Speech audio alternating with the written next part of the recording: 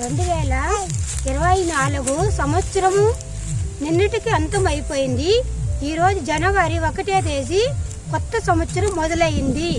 అంటే మనం పాత బట్టలు ఎలా మనం వాడుకొని వదిలేస్తామో, కొత్త బట్టలు ఎలా తుడుక్కుంటామో, అలాగే మన జీవితంలో పాత గతాన్ని వదిలేసి కొత్త జీవితానికి అడుగులు పెడుతున్నాము. ఈ నూతన సంవత్సరం ఈరోజు జనవరి 2025లో మనం అనుకున్నది అన్నీ నెరవేరాలంటే దేవుణ్ణి ప్రార్థించాలి. దేవుడు ఈలయ్యేదాకా మందిరానికి పోవాలి, బైబిల్ చదవాలి. అప్పుడే మనకు దేవుడు అన్నీ మనకు కావాల్సినన్ని దేవుడు ఇస్తాడు.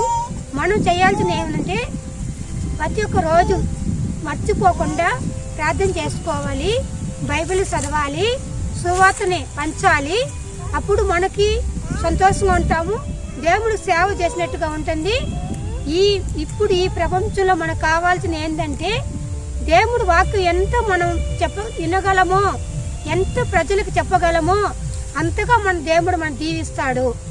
దేవుడు ఈ పంటలు బాగా ఎలా పండుతుందో అలాగే దేవుడి గురించి మనం ఎలా సువార్తను పంచుతామో అలాగే మన ఆరోగ్యం బాగుంటుంది, మనకు సంపద ఇస్తాడు.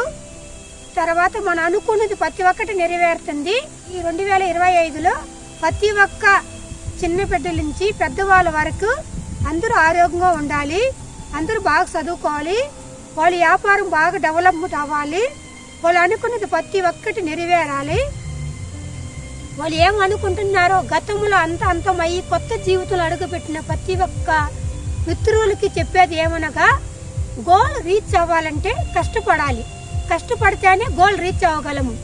టైం పాస్ చేసుకొని టీవీలు చూసుకొని సినిమాలు చూసుకొని కథలు అల్లుకొని వీళ్ళ గురించి వాళ్ళ గురించి మనం సాటిపూటి మాటలు చెప్పుకొని కాలాన్ని వృధా చేస్తే తిరిగి రాండి కాలమే. అందుకని మన గోల్ రీచ్ అవ్వాలంటే ప్రతి ఒక్క నిమిషం గోల్ ముందు రీచ్ అవ్వాలంటే కష్టపడాలి. కష్టపడాలంటే మనం ఏం సాధించాలనుకున్నామో అది ప్రతి ఒక్క నిమిషం శ్వాస తీసుకొని శ్వాస ఎలా వదులుతామో అలాగనే మన గోల్ రీచ్ అయ్యేదానికి ప్రయత్నం చెయ్యాలి. ప్రయత్నం చేస్తేనే మనం ముందుకు ఎదగగలము, సాధించగలము. ఈ సొసైటీలో మనకి ఒక గౌరవం, విలువ అన్నీ మనకి లభిస్తుంది. దానికంటే సృష్టికర్త ప్రభువే.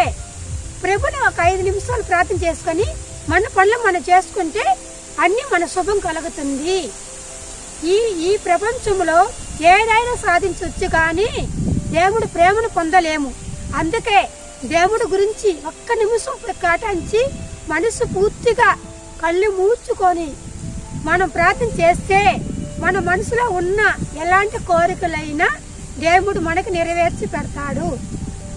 ఉన్నంత కాలంలోనే తృప్తి పడాలి, లేని దాని గురించి బాధపడకూడదు, పోయిన గతాన్ని గురించి ఏడకూడదు. రేపు జరిగిపోయే గురించి ఆలోచించుకొని దేవుడితో చెప్పుకొని ఎలా ఈ ప్రాబ్లం సాల్వ్ చేస్తా, దేవుడా నీకు ఈ సంకల్పం నీకు వదులుతున్నాను, దీని నుంచి నేను బయటపడాలి అని మనసులో ఏది ఉన్నా, బాధ ఉన్నా, దుఃఖం ఉన్నా దేవుడితో మీరు చెప్పుకోండి.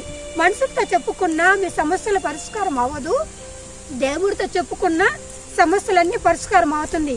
మనసుతో చెప్పుకున్నా మీరు ఇన్న వల్ల వినేసి నీ మాటలు వెనక నీ గురించి నవ్వుకుంటారు. అదే దేవుడితో నువ్వు చెప్పుకున్నావు అనుకో, మనసులో మాటలని దేవుడు వింటాడు. నేనున్నాను, నీకు నేను ఆదుకుంటాను అంటాడు దేవుడు. అందుకే ప్రతి ఒక్క మనిషి ప్రార్థించండి.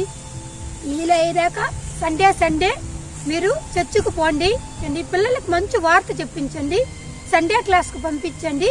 ఇప్పటి నుంచి మొలకతో నుంచి పిల్లలని ఎలా పెంచాలో మన చేతిలో ఉంది. తర్వాత దేవుడికి ఒప్పించండి, దేవుడు అన్ని మనం మంచి చేస్తాడని మనస్ఫూర్తిగా కోరుకుంటున్నా. ఈ నూతన సంవత్సరం ప్రతి ఒక్కరు బాగుండాలి, అందరూ బాగుండాలి, మనం బాగుండాలి, మీరు అనుకున్నదన్నీ నెరవేరాలని మనస్ఫూర్తిగా కోరుకుంటున్నా. దేవుడికి మహిమ కలిగిన కాగా. ఆమేన్. సబ్స్క్రైబ్ చేయడం ద్వారా మాకు తెలియజేసి పక్కనే ఉన్న బెల్ని క్లిక్ చేయండి. లైక్ చేసి అనేకులకు షేర్ చేయండి.